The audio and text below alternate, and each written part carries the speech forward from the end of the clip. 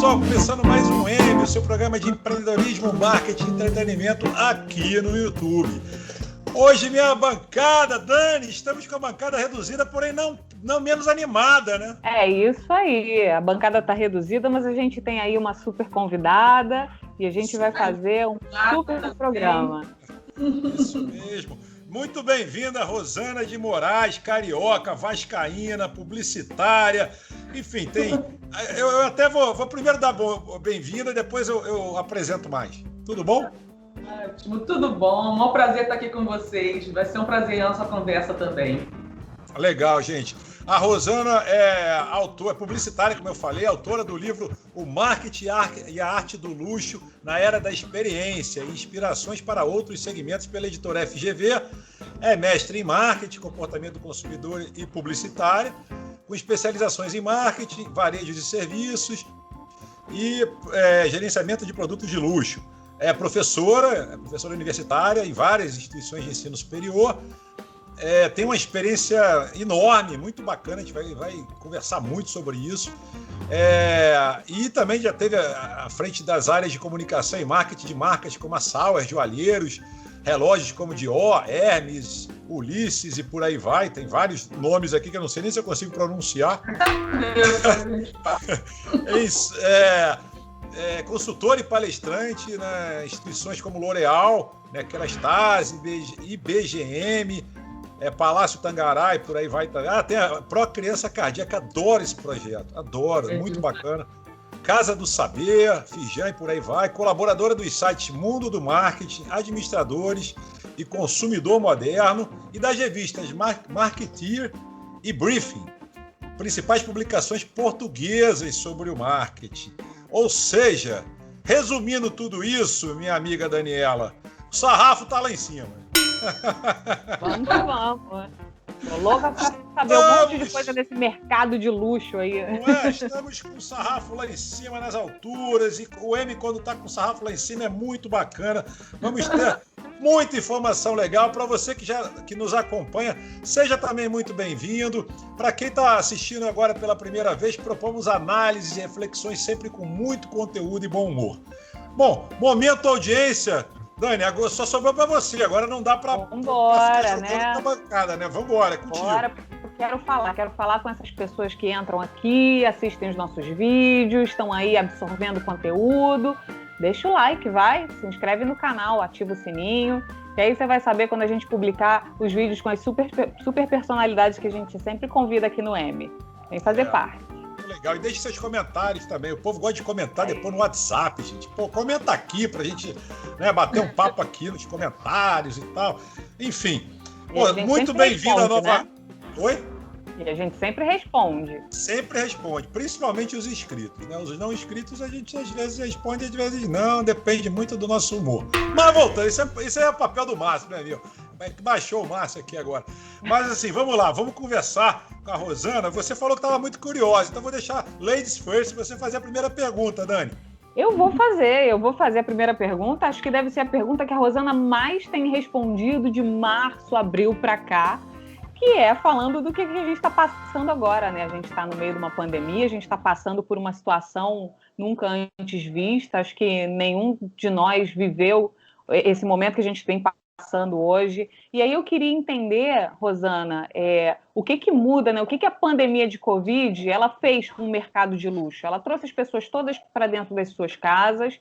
A gente fala muito de luxo em termos de produtos, em termos de experiências, mas eu queria saber como é que o setor ele enxerga esse novo normal, o que aconteceu com o mercado de luxo no meio da pandemia e o que o mercado espera para o momento subsequente, né? Para o agora e para o que vem mais para frente.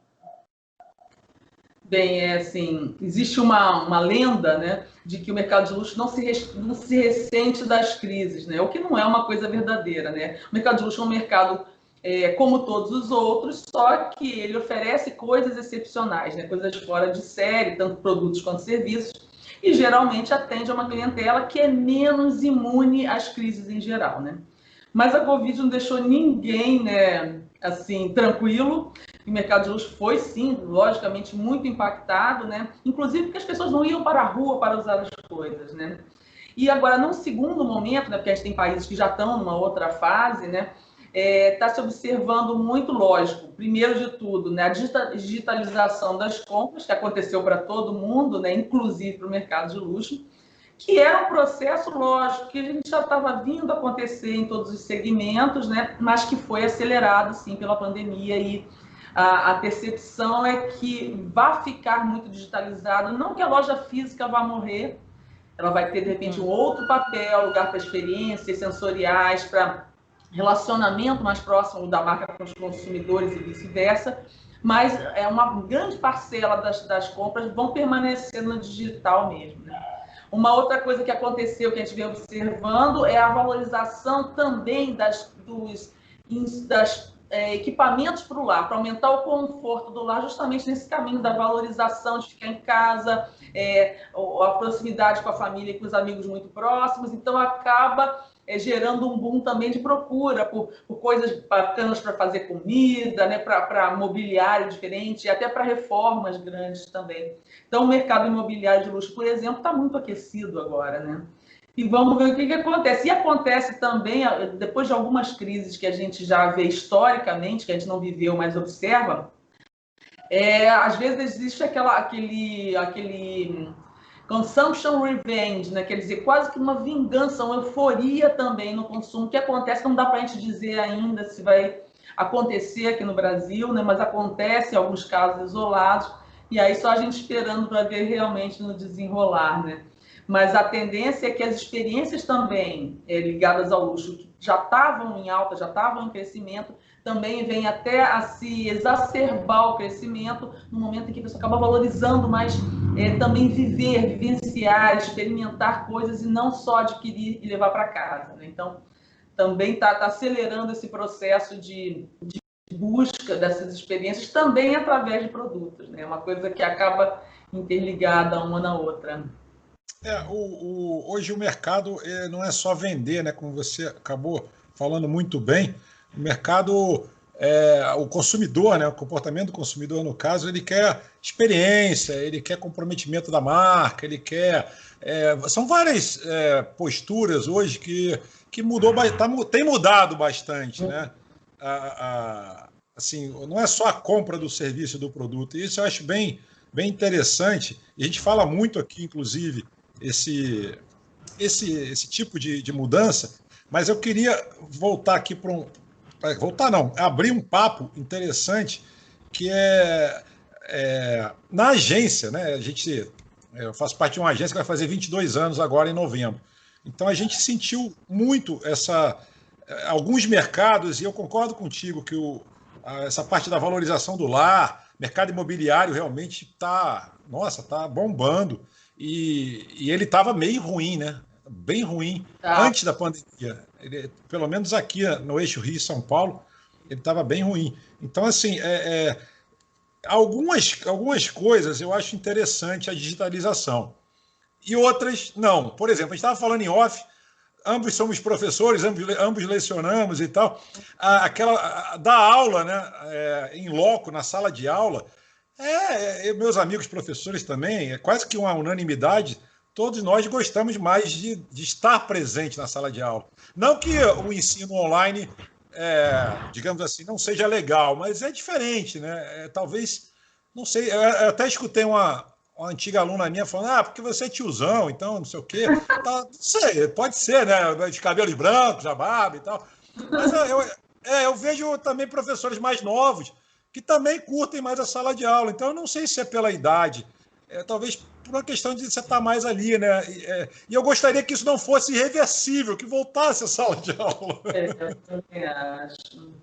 Agora, de qualquer maneira, eu também acho que a interação na sala de aula é muito superior, até porque você tem uma resposta mais rápida, né? As pessoas comentam menos quando estão no vídeo, fora os alunos que desligam a câmera e dormem, somem, morrem, não sei o que acontece. Mas, de uma forma geral, a interação é melhor. Mas eu vejo também como positivo que a gente teve que melhorar e fazer esses processos funcionarem então melhor, que vai acabar também abrangendo pessoas que estão fora desse eixo. Porque a gente está acostumado Rio-São Paulo, né? Brasília, às vezes, mas tem pessoas, inclusive na minha área, né, que têm interesse pelo assunto, mas moram em lugares muito afastados, então não se consegue fechar uma turma para deslocar um professor para lá, por exemplo. Então, a abrangência nesse sentido, eu acho que vai ser boa. A gente teve que aprender na marra e melhorar na marra, mas eu acho que é um lado positivo que a gente tem que lembrar. Né? Sempre tem que ter alguma... Esse é o lado que eu acho mais legal. Agora, fora isso, a sala de aula eu acho sensacional. Realmente poder atingir lugares distantes é muito bacana, levar educação, cultura, né, para lugares distantes, eu acho muito legal. E só para arrematar o mercado de luxo, o programa tem 7 meses. A Dani... faz parte de uma leva nova daqui da bancada, mas ela já escutou essa história.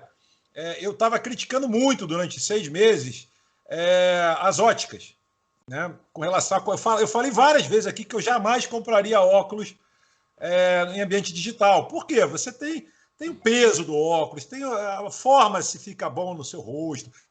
Tem uma série, quem usa óculos sabe disso, que não é fácil comprar óculos de forma digital. E eu critiquei muito, mas muito.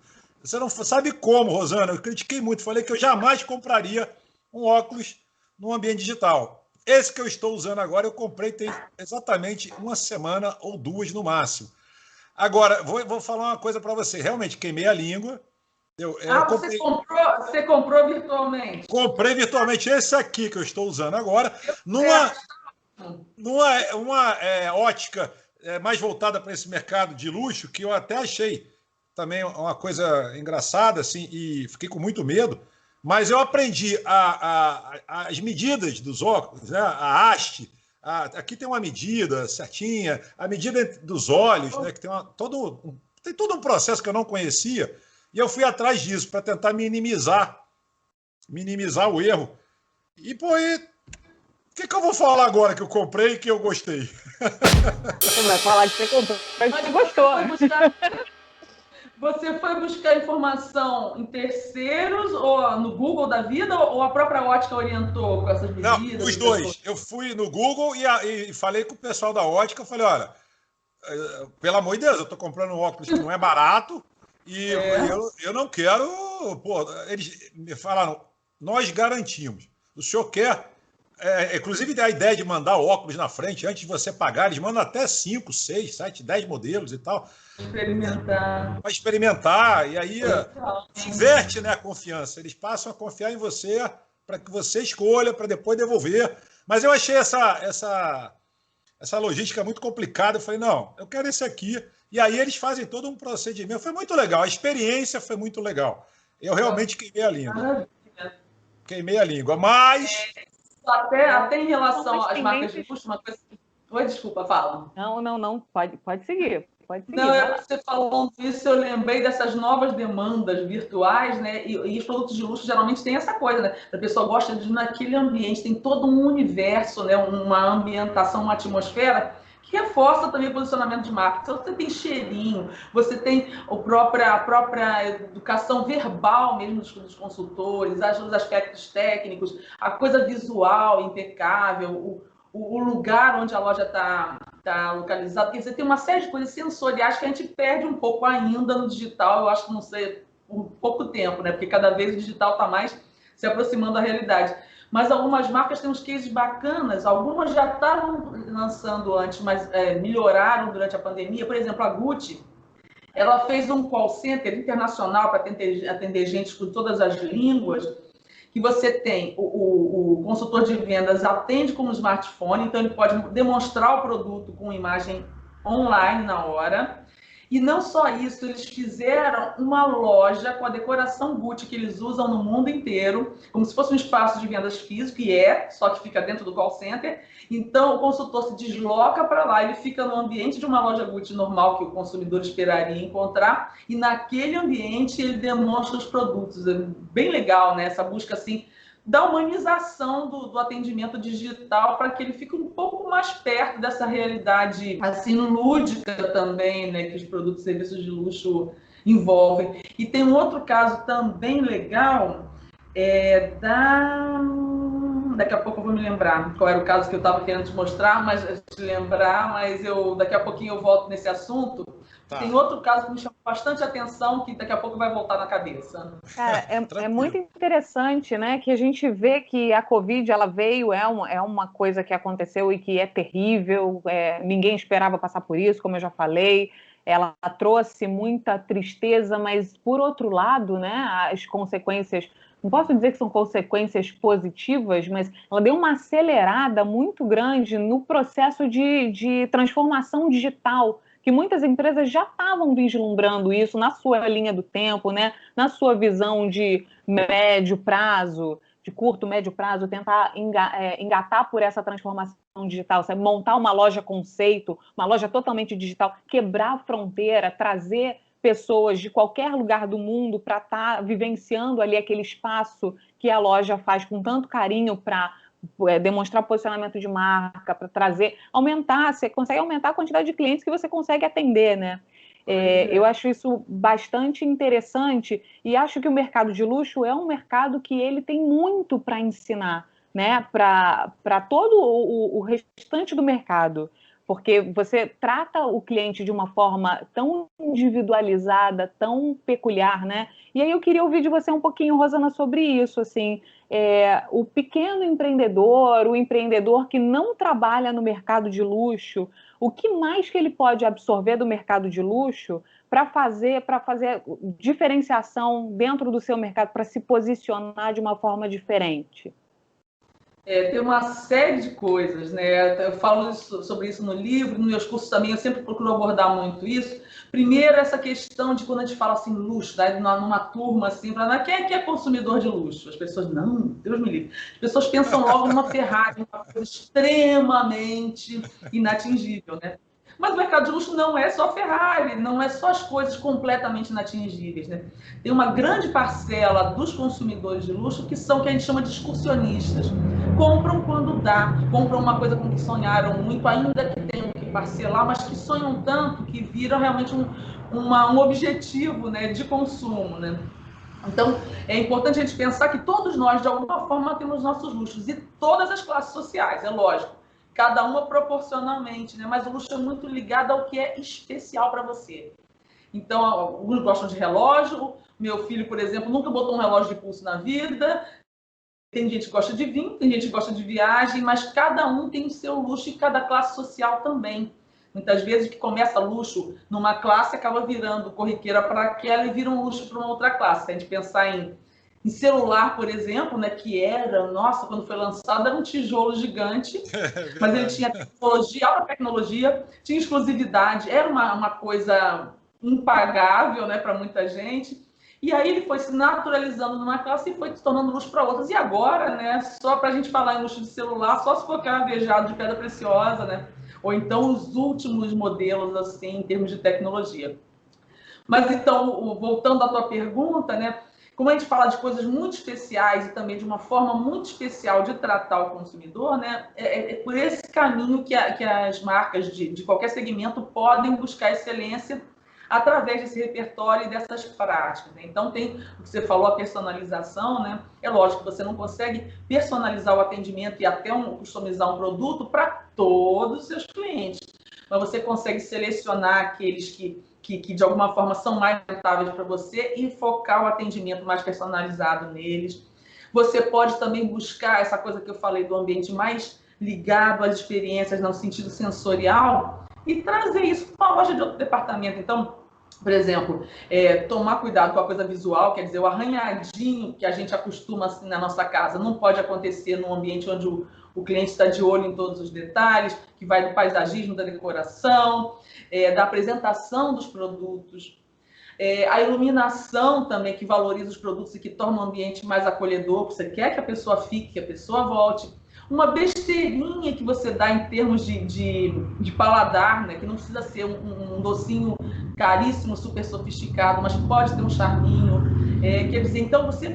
audição, visão, tato, paladar, olfato, tudo tem que estar num uníssono para você criar uma experiência. Eu quero voltar lá, né? Eu quero manter esse relacionamento e estar presente ali de volta, né?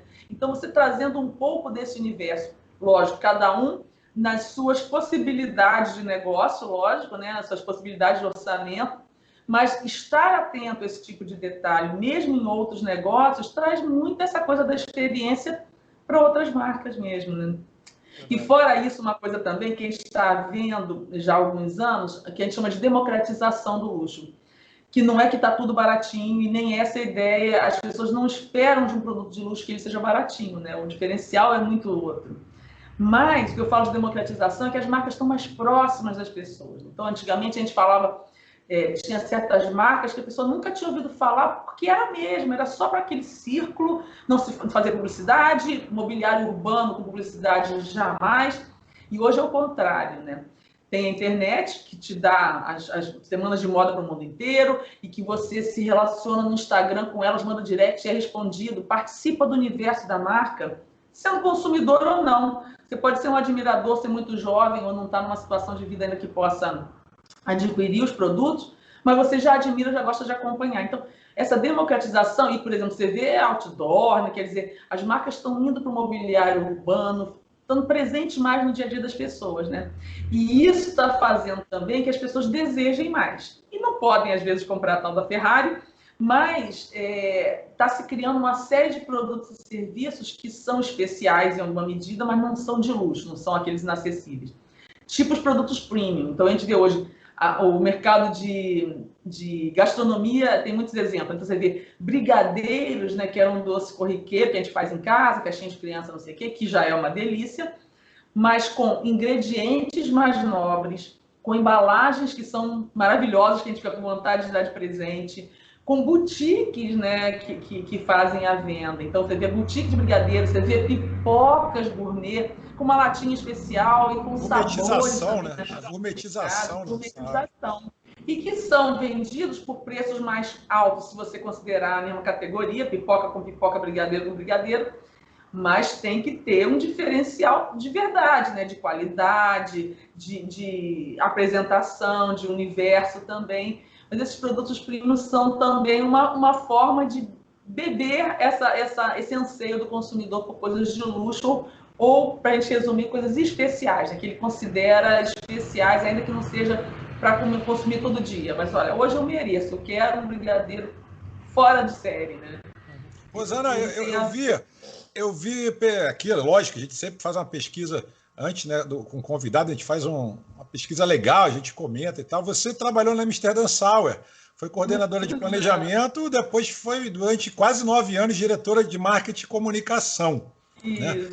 E aí, eu tenho uma amiga minha que trabalhou também muitos anos na sua concorrente lá na... Me fugiu o nome. Ai, meu Deus do céu. Eu só vou falar porque nunca mais foi concorrente. A HST, exatamente. Trabalhou muitos anos na HST. E a HST, eu acompanhei de perto, assim, várias vezes, situações onde eles primavam muito pela experiência. De fato, é o que você falou ainda há pouco, né? O tom da luz, você entra sempre um cappuccino, um cafezinho mais charmoso. Era uma coisa diferente, uma águazinha com gás ou sem gás. A loja criava um ambiente propício, né, para você se sentir confortável, ter uma experiência que você queria voltar. Né? Eu me lembro até que eu fiz amizade com uma gerente que toda vez que eu passava na porta do Rio Design, aqui na Barra da Tijuca, ela me chamava para tomar um café. Ela, oi, Santos, chega aí, toma um café. Eu falei, não, obrigado, não, vem aqui tomar um café. Gente, eu não comprava nada muitas vezes, mas ela era uma coisa de bater um papo. Lógico que a gente sabe que é um envolvimento que ela está criando, aquela coisa de você estar sempre ali, né, meio que marcando ponto, e uma hora você vai comprar, e compra mesmo. Né? Então, e se você tiver que comprar, você vai lembrar dela fatalmente, né? Top of mind, né? Top of mind, total. E o comportamento é de uma anfitriã mesmo, né? Poxa, entrou na minha casa, né? Quando os nossos pais não sempre te ensinaram a ir, pelo menos um cafezinho vai ter que tomar, né? E aí esse é levado também para o ambiente de venda e que cria também essa situação gostosa, né? Eu ficava com vergonha de negar, de falar não, porque era... Pô, eu moro perto, eu costumo dizer que o design é meu playground, né? Eu costumo passear muito lá. E aí eu ficava com vergonha de não entrar, porque era tantas as vezes... exatamente. E lógico, o que a gente falou, todas as vezes que eu precisei comprar, né, pô, presente para minha mãe, para minha esposa, sempre foi lá, porque é top of mind, você acaba, não tem como. É o primeiro lugar que eu Essa coisa de oferecer coisas também tem a ver com o posicionamento da marca, que você quer ser visto daquela forma, né? Claro. Mas tem a ver e também tem a ver com a exigência do consumidor também, né? Então, e não só porque o consumidor é muito abastado, né? Porque às vezes o mesmo consumidor que tem muito dinheiro, ele vai numa loja de eletrodoméstico comum, ele espera ser tratado bem, ok, profissionalmente, mas não espera receber uma fruta de espumante, né? Mas quando a pessoa tem na cabeça, eu estou indo a uma marca de luxo, eu tenho uma expectativa em relação àquilo tudo, poxa, a gente tem que fazer jus àquela visão mesmo do consumidor. Né? Então, além de agradar ele, tem a nossa imagem, né? É uma coisa que é conjugada. É verdade. Agora, me diz o seguinte, uma pergunta que a gente tem feito bastante, até várias vezes aqui, e que não é fácil de responder, mas enfim. As empresas, desde o pequeno ao grande, apesar que o pequeno e o médio, o micro, pequeno e o médio é o que sente mais a burdoada. E mitigar essa burdoada não é fácil, está sendo, né, complicado. E aí eu vou dizer por quê. A gente costuma brincar aqui que essa pandemia ela está sendo que nem um seriado da Netflix. Sempre que a gente acha que vai acabar, vem uma nova temporada, Então, e as informações são muito desencontradas no mundo inteiro. Isso eu não estou politizando, não. Estou falando só de informações. Hoje, a OMS já falou de novo, né? Porque ela toda hora fala uma coisa diferente, que acha que pode ser que saia uma vacina ainda para esse final de ano. Da última vez, ela falou que é entre 2022 e 2024. Quer dizer, toda hora sai uma informação diferente, inclusive da própria OMS. Nada contra, porque o mundo inteiro está meio perdido, né, com relação, meio perdido. E o que eu acho complicado, é minha opinião, e eu acho um pouco complicado, é você traçar um planejamento a longo prazo sem ter expectativa do que será o que virá aí pela frente. Eu odeio essa palavra novo normal que a Dani falou. Mas assim, nada contra quem gosta, tá? Eu que não gosto, porque eu acho que para ser novo normal tinha que ser um novo muito legal.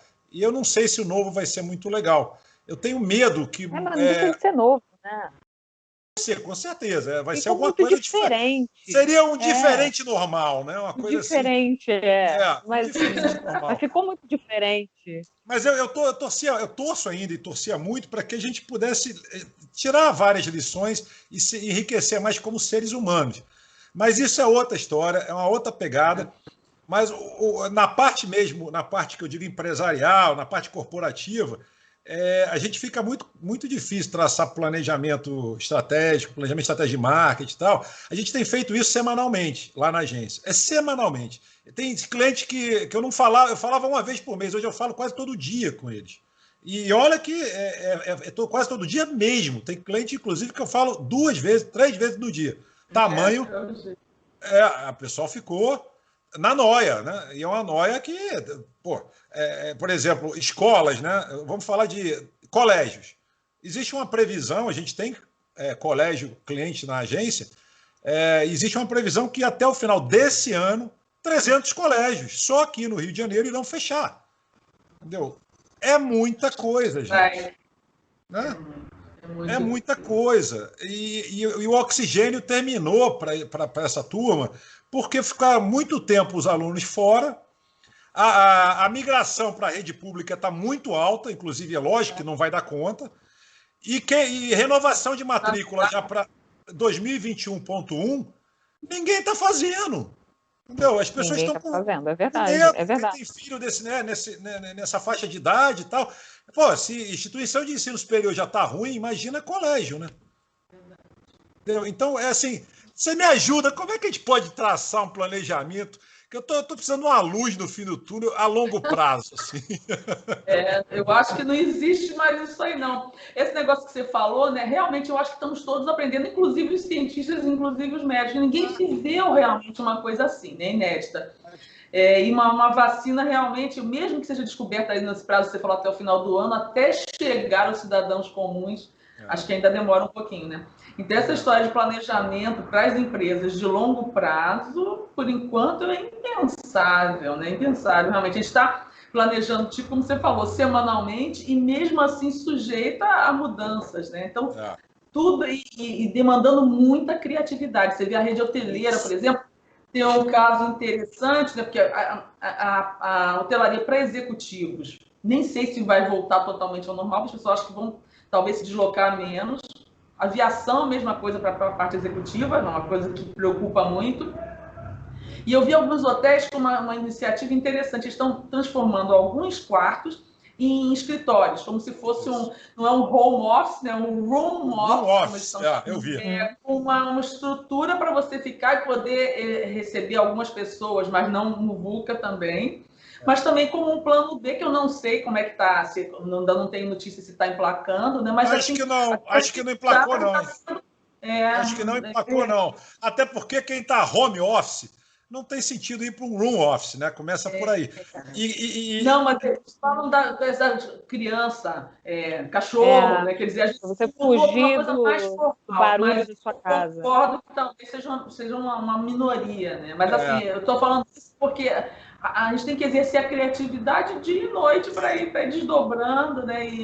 E atrás. Agora, essa coisa que você falou de transformações, eu também não acredito muito que vai acontecer nós teremos uma nova humanidade, não consigo acreditar nisso. Não, a gente teria se tornado Primeira Guerra, Segunda Guerra, né, espanhol, e continuamos os mesmos seres humanos, quer dizer, com erros, com acertos, mas assim, não houve um ganho. Talvez, às vezes, individualmente, a gente chegue a algumas conclusões, mas como humanidade, não realmente, infelizmente, não acredito que vai fazer grandes transformações, não. Também concordo com isso. Também acho que não. Infelizmente eu concordo. Gostaria de não concordar, mas eu concordo. É maravilhoso. Infelizmente. Bom, gente, chegamos na metade da entrevista, então temos o nosso momento audiência, aquele momento em que você do outro lado da telinha participa com a gente. Lembrando sempre que o programa é gravado, então a gente pega, né, a audiência que já acompanha o programa. Então, assim, você que está nos acompanhando e quer participar, quer perguntar alguma coisa, ou diretamente para a nossa convidada de hoje, a Rosana de Moraes, a gente vai deixar os todos dela aqui na descrição, aqui embaixo do programa, né? E vamos responder também algumas dúvidas e o que a gente não souber, a gente encaminha para ela. Se for direto para ela, a gente vai te encaminhar. Mas a gente pega muitas coisas, né, geralmente do último programa, e traz para cá. E como o programa é diário, de segunda a sexta-feira, as coisas estão fresquinhas. E o hype da internet, né, continua sendo o dilema das redes, né, que é o documentário da Netflix.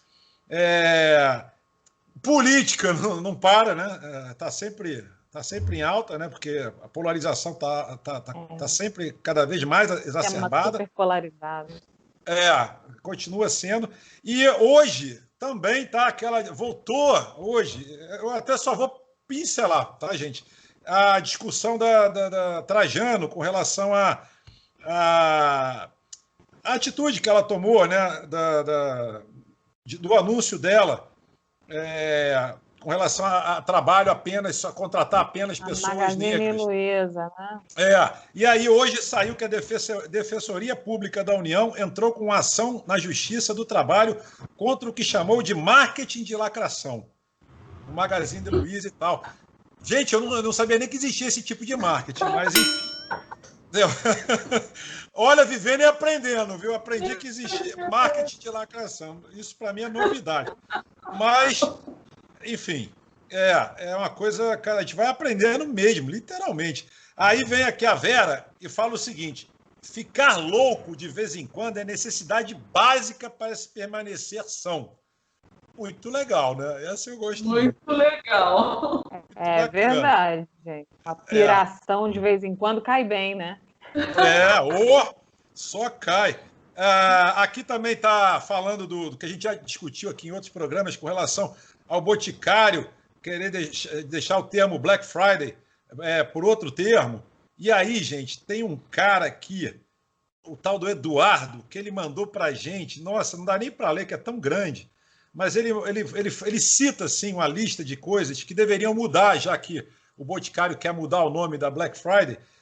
sem ter um estudo específico, né, porque não tem cunho racista historicamente, isso não foi feito com cunho racista, é um cunho de promoção. Aí ele cita aqui, tipo assim, ele bota aqui, bom, então a gente tem que mudar o seguinte, branco no dicionário vem antes do preto. Xadrez, a gente vai ter que trocar as pedras, porque senão é racismo.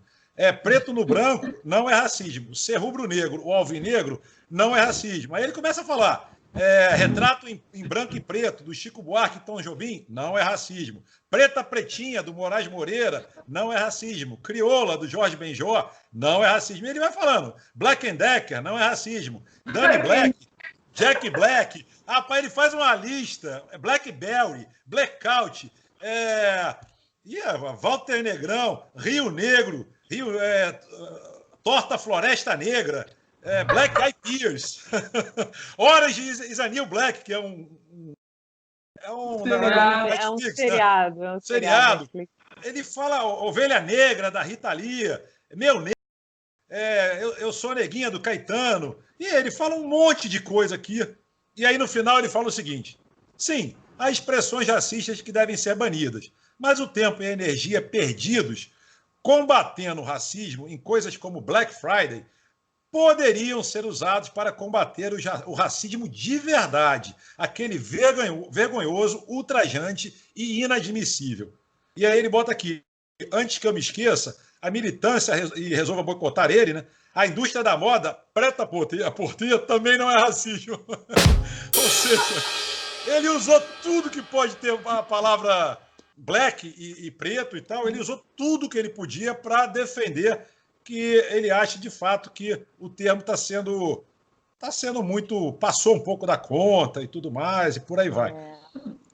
Fazendo um parênteses aí, ô Sandro, a gente tem que combater todo e qualquer racismo, né? E não só aqueles mais ultrajantes, todo racismo é racismo. Só fazendo parênteses aí. Eu acho que o que acontece é que fica muito subjetivo, né? Então, e aí eu costumo dizer que as grandes mudanças da sociedade vêm na mão dos chatos. Porque se não for essa pessoa que fica enchendo, assim, eu acho que eles têm um papel, e às vezes tem casos realmente que eu concordo, que talvez sejam exagerados ou sejam até distorcidos, né? Mas eu acho que essa chatice, entre aspas, acaba fazendo com que a gente tome mais cuidado. Tem expressões que são racistas que eu só soube agora que eram racistas, que eu nunca tinha parado para pensar, né? Então, às vezes, a gente fica meio assim cansado, mas essa chatice eu acho que é benéfica nesse sentido. Válida, né? Policiar mais. Entendeu? É verdade. Verdade. Perfeito. Rosana. Nesse ponto, eu também concordo. Acho que é verdade, a gente se policiar mais. O Ricardo mandou aqui para gente. Agora danou-se. Metade do meu Facebook é candidato e a outra metade é avatar. Rapaz, eu não sei de onde é que eles tiram tanta coisa engraçada. Né? Aí, o gabinete do ódio está fervendo. A Flávia, ele não deu essa conotação não, mas enfim, vamos lá. A Flávia Santana, ela pergunta o seguinte para a gente, só por curiosidade, alguém já pegou a nota de 200? Eu ainda não. Eu já. Já? Já peguei. Meu marido vendeu um videogame aí, o cara trouxe o dinheiro e pagou com nota de 200. Está lá o cachorrão malvado. Agora, para que vocês acham que essa nota de 200 entrou na economia, hein? Isso normatiza o aumento da inflação para vocês? Vocês acham que isso é um indicativo de aumento da inflação?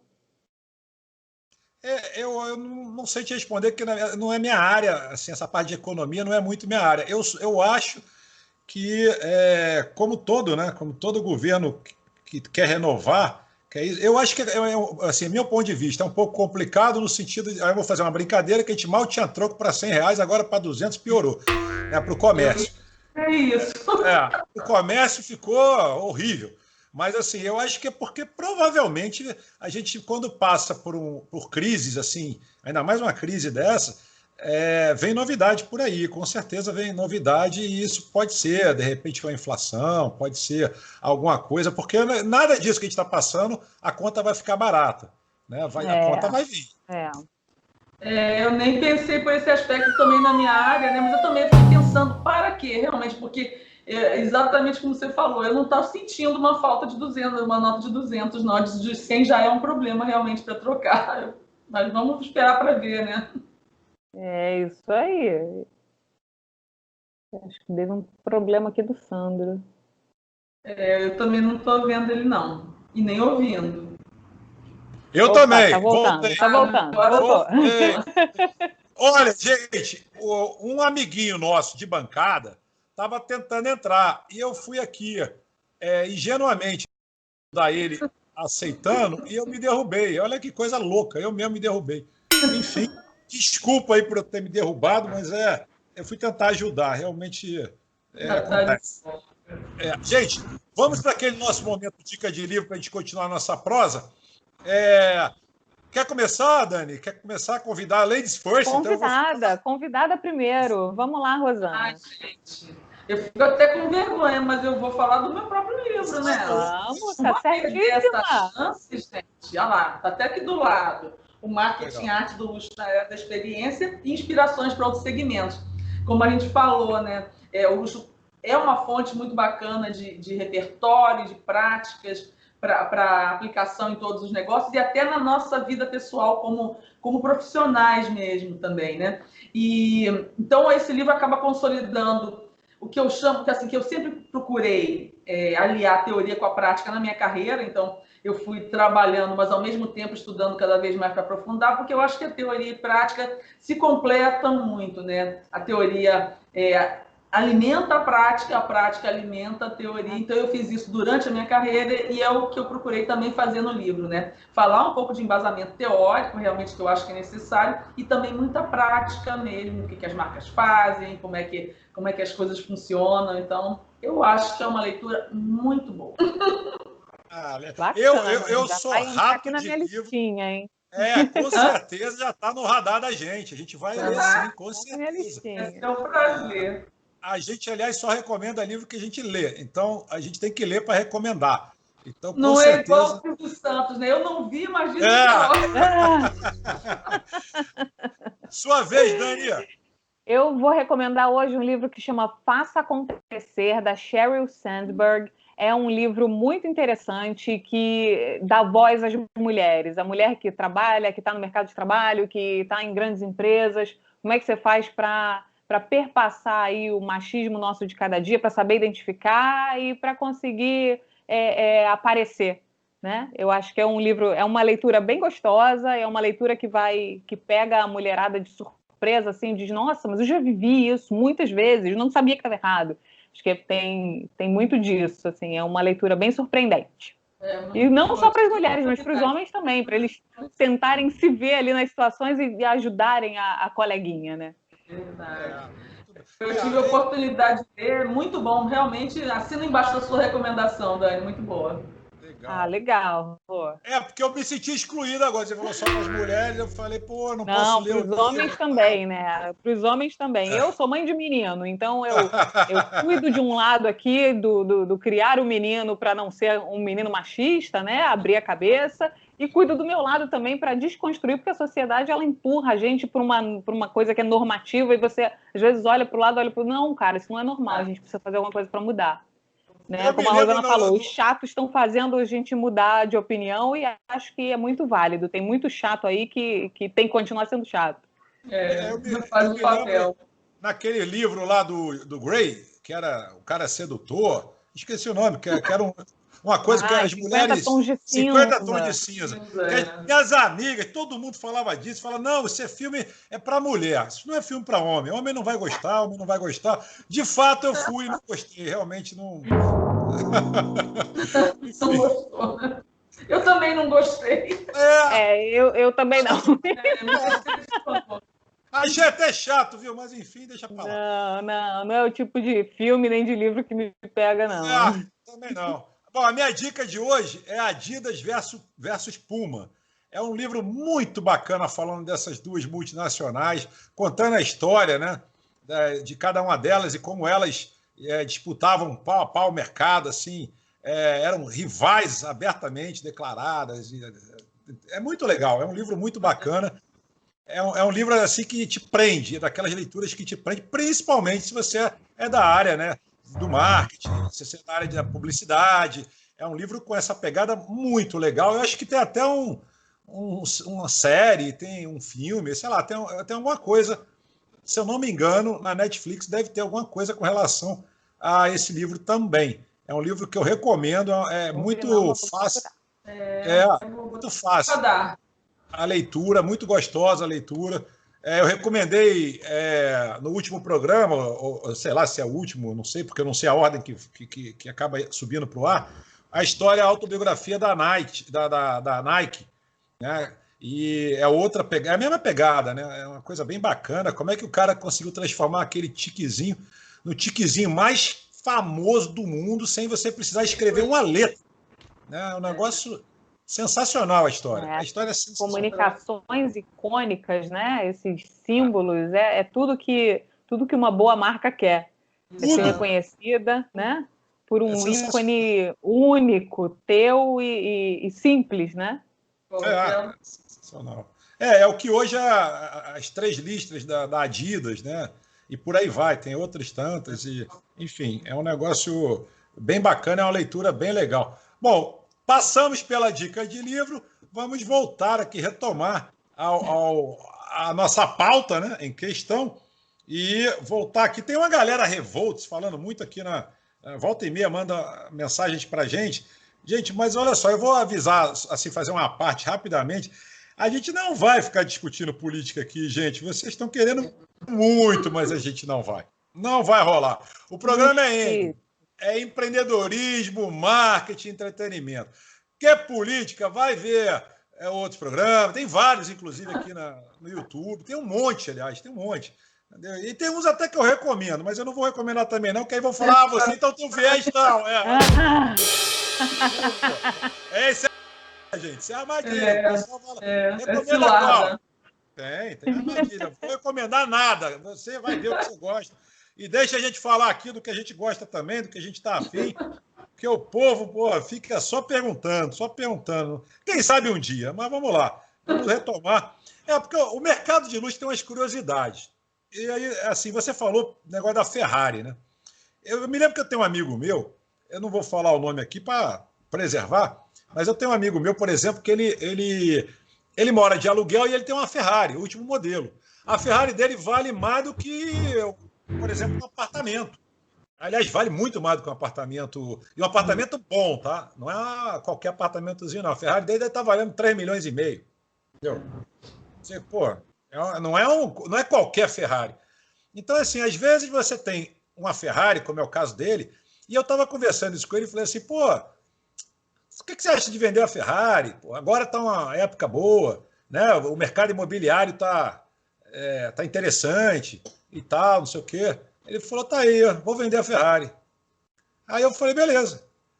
Passou um tempo, eu perguntei para ele aí, cara, vendeu a Ferrari? Ele, não. Eu falei, mas por quê? É difícil? Ele falou assim, cara, é muito. Por 2 motivos. Primeiro que a Ferrari não tem liquidez. Não é qualquer um que vai poder comprar uma Ferrari. Com certeza. E ainda mais esses últimos modelos e tudo mais e tal. E outra que ele falou, né? Que hoje a compra desse tipo de produto ela não vale quanto deveria valer, porque as pessoas, de uma certa forma, estão especulando mais, né? Estão pechinchando. E ele falou, eu não vou queimar a minha Ferrari, vender por um preço que o mercado está pagando agora, porque eu acho que eu vou perder muito dinheiro. Não é o momento. Isso acontece também assim com outros produtos no mercado de luxo, da pessoa, de repente, tá usando, vai numa loja comprar um Bulgari, já que a gente falou de relógio, comprar um Philippe Patek, marcas assim tradicionais e de luxo, conhecidas e tal. A pessoa pensa nisso também, de vou segurar um pouco mais, vou ver o que vai acontecer lá na frente, de repente investir, como você falou, valorizando mais o lar, né? Ou de repente ampliando a casa, numa reforma, uma coisa assim. Que eu vi uma pesquisa que está aumentando, né? Uma pesquisa que saiu agora na Infomoney, se eu não me engano, dizendo isso, que esse mercado de luxo ele está tendo uma leve queda, aliás, uma queda, não é nem leve, não, é uma queda, mas que, em compensação, o mercado de eletrodomésticos, o mercado de reformas, o mercado imobiliário e tal, teve uma a subida de 30% a 40%. Teve uma subida sim. Inclusive nesses itens de luxo, né? Também está tendo uma reação, embora o mercado como um todo tenha sofrido aí um solavanco brabo também, né? Agora, essas coisas que você falou da Ferrari nesse momento, e assim, é uma coisa interessante como é que o luxo, a gente sabe assim, a ideia de luxo é uma coisa meio que homogênea, né? Mas as representações dele, que quando a gente fala no luxo, a gente pensa ostentação, estilo, elegância, preço alto, um monte de conceitos assim, né? Um monte de valores. Mas é interessante como é que as representações dele variam com o tempo e também com certas situações. Então, com o estágio de vida da pessoa. Então, você, por exemplo, ele de repente está numa fase Ferrari, mas daqui a pouco ele vai valorizar, talvez, sei lá, uma casa em Angra ou uma outra coisa, né? Verdade. E como eu falei, né, também o gosto pessoal também, tem um gosta de relógio, outro gosta de vinho, ou então o muito jovem não curte, por exemplo, relógio, como meu filho, ignora solenemente, mas talvez em algum ponto da vida ele passe a apreciar, né? Tem isso também de você vai desenvolvendo uma coisa de conhecimento e vai se encantando mais. Então, os gostos também para escolher itens de luxo também variam com uma série de coisas aí. Eu acho bem legal esse mercado. Eu não conheço muito, mas acho legal. A gente estava conversando, eu e a Dani, sobre isso. A gente falou, vamos perguntar tudo, porque a gente não conhece muito o mercado assim, a gente vai perguntar tudo. Então, Dani, sua vez agora. Você conhece o Enjoei, Rosana? O Enjoei é uma plataforma que aposta nos produtos de luxo, aqueles que a pessoa não quer mais ou que comprou um mais moderno. Você conhece a plataforma? Você tem alguma coisa para falar para a gente sobre ela? A plataforma, eles têm alguma coisa, mas dependendo das pessoas oferecendo, né? Mas existem sites que são especializados em bolsas usadas de luxo, né? Tem outros sites que são mais especializados. O Joey, ele pega um pouco de tudo, né? Então, não é uma coisa que a gente lembre mais quando vai pensar nesse tipo de produto, né? Tem alguns que são mais especializados. Sites boutique. Assim, uma coisa menor. Não conheço. Tem alguns, mas é porque eles não são tão assim conhecidos como o Joey, que faz até uma divulgação mais de massa, né? Uma coisa que você não tocou, mas que eu lembrei agora por causa do que a gente estava falando da pandemia e tudo mais, que foi uma outra modificação que já vinha acontecendo também, mas que também se acentuou, essa questão do consumo cada vez mais, e também tem a ver com racismo, tem a ver com uma série de coisas que a gente está vendo acontecer, que é o consumidor cada vez mais ligado, não só, como o Sandro estava falando, né, nos produtos e serviços que a empresa oferece, a uma qualidade boa, com preço que ele possa pagar, né? As empresas estão querendo uma visão mais abrangente das marcas, com um alinhamento de propósitos com os dele mesmo. Então, se eu sou muito sensível, por exemplo, a uma causa da equidade de gêneros, eu tendo a ter mais afinidade com marcas que defendem a mesma bandeira do que eu, né? E aí, na pandemia, aconteceu também muito isso, as pessoas ainda buscarem mais esse tipo de alinhamento de propósitos com as marcas, e as marcas também procurarem atender, né, a esses propósitos. E a gente está vendo isso já há algum tempo, né, acontecendo com equidade de gêneros, com equidade racial, com responsabilidade social, com responsabilidade ambiental, com respeito aos animais, que é uma outra coisa, né? Verdade. Então, essas causas todas estão permeando esse consumo, e como o luxo geralmente cria tendências para os outros segmentos, né? Eu acho que essas marcas têm uma responsabilidade muito grande realmente em formar essas tendências, em fortalecer essas tendências para trazer para o resto do mercado. Os meus alunos sempre perguntam, quando eu mostro, né, exemplos, né, dos carros super esportivos, mas que são elétricos ou híbridos, ou as empresas que não usam mais peles naturais nas suas roupas, né, quer dizer, uma série de atitudes, né, que estão sendo adotadas pelas empresas. Aí meus alunos geralmente perguntam, mas professora, você acha que é porque eles são bonzinhos? Ou é uma estratégia de marketing? Como é que é marketing da lacração? E aí o que eu falo para eles, e que eu acredito realmente, é que sim, né? Assim, existem sim os empresários bonzinhos, né, corretos e tudo mais, mas existe também uma exigência de mercado, né, do consumidor e tudo mais. E eu acho que ainda que as empresas comecem para agradar os consumidores e ficar bem na fita, ainda assim, eu acho que é um movimento muito positivo. Quer dizer, que é assim que começa, faz para agradar o consumidor, para não ser criticado e tudo mais, mas acaba fazendo. Então, eu acho que é um caminho que é bom ainda que as pessoas tenham a questão do marketing na cabeça, sabe? Eu acho que está valendo.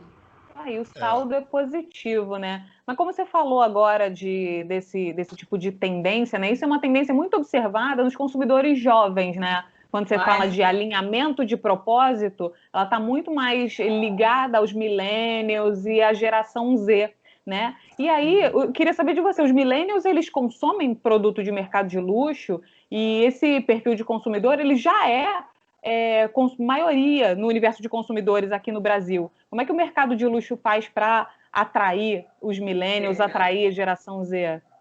O que eles estão fazendo mais essa coisa do alinhamento de propósito é muito presente, a questão da inovação permanente, porque o que você tem com uma marca de luxo? Né? Você pensa em marca de luxo, você pensa no Vuitton, né, Hermès, marcas assim que são mais do que centenárias, e a tradição é muito importante no mercado de luxo. Não é que não possa fazer uma nova marca de luxo, mas é um ativo importante para essas marcas, né? Porque, afinal de contas, se eles estão tanto tempo no mercado, muita coisa eles fizeram certa, e também, muitas outras empresas pereceram, né? Então, nesse período. Então, poxa, vale isso, né? E também tem a questão do storytelling, né? Da história bacana que essas marcas podem contar. Já passaram por guerra, por epidemia, por um monte de coisas e permaneceram. E aí, qual é o problema dessa tradição quando a empresa fica com a comunicação, com as estratégias voltadas muito à tradição? É que a garotada, imagina uma pessoa de 22 anos fala, nossa, a marca X é maravilhosa, minha avó adora.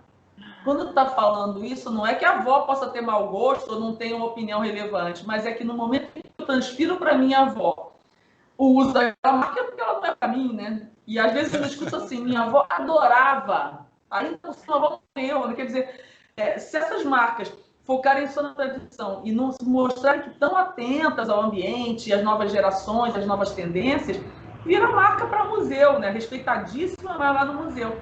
Então, essa questão da inovação, você vê, por exemplo, a Vuitton trouxe para a marca como diretor criativo uma pessoa que é um americano, negro, de hip hop, que assim, a gente imagina, né, as dificuldades que teve para se firmar no mundo da moda.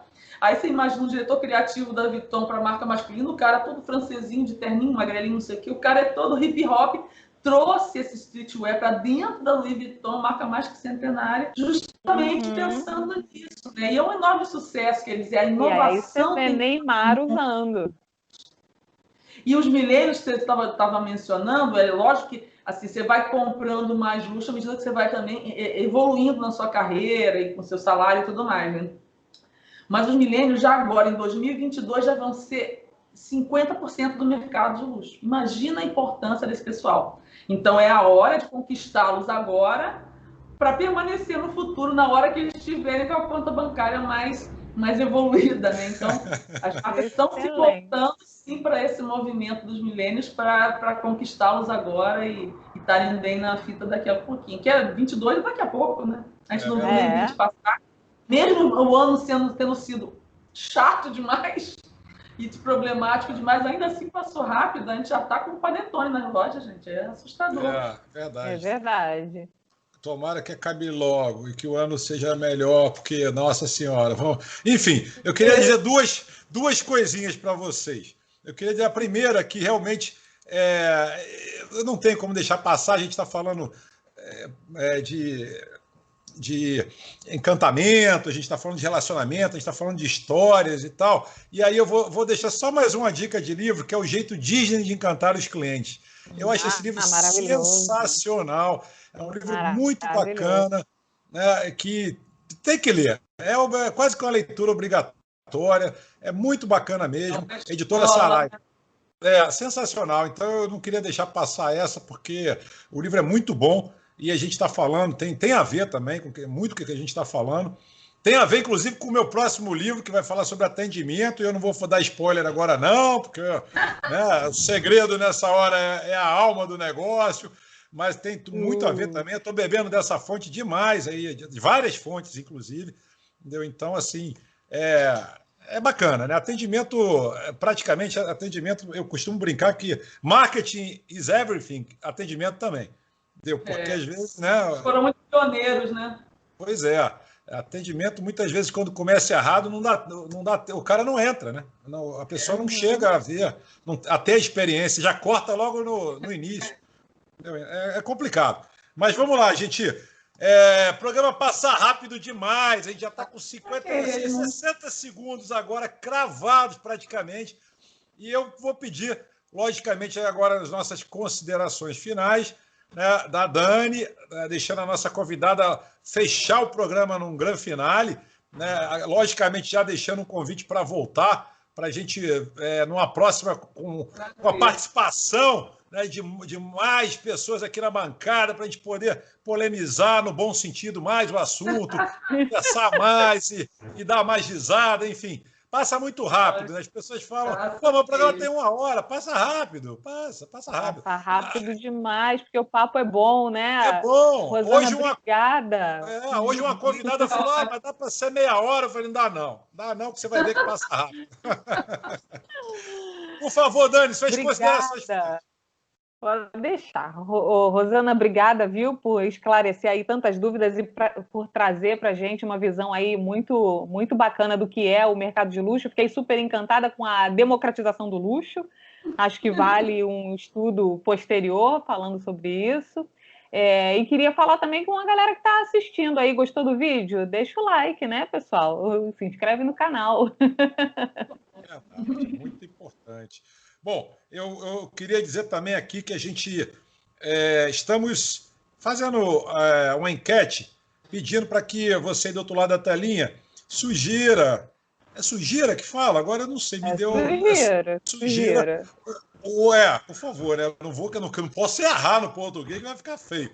Mas, enfim, sugira o horário novo do programa, porque a gente tem recebido pedidos. O programa é de segunda a sexta-feira, a partir das 20 horas. Agora começou a ter vários pedidos para que a gente mudasse, né, o horário, para que a gente antecipasse, ficasse mais cedo, subisse o programa ao ar mais cedo. Eu até entendi os pedidos, porque a pessoa quer aproveitar para divulgar no mesmo dia, às 20 horas, o pessoal está achando que fica muito tarde depois para divulgar e tudo mais, enfim.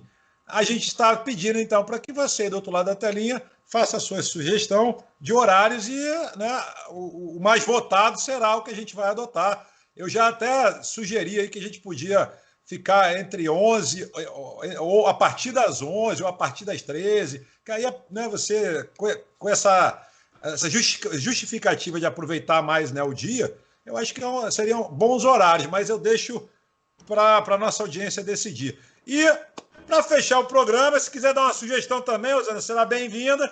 E agora é contigo. Bom, queria agradecer demais. Não vi o tempo passar. O clima maravilhoso, mesmo sem os outros da bancada, me senti totalmente em casa. Então, foi muito, muito bom conversar com vocês.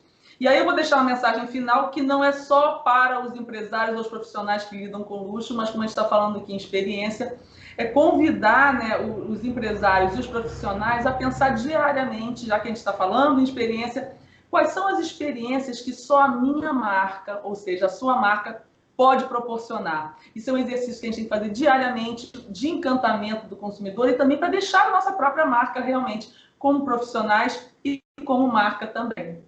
Então, convido vocês a ficarem pensando nisso o tempo inteiro.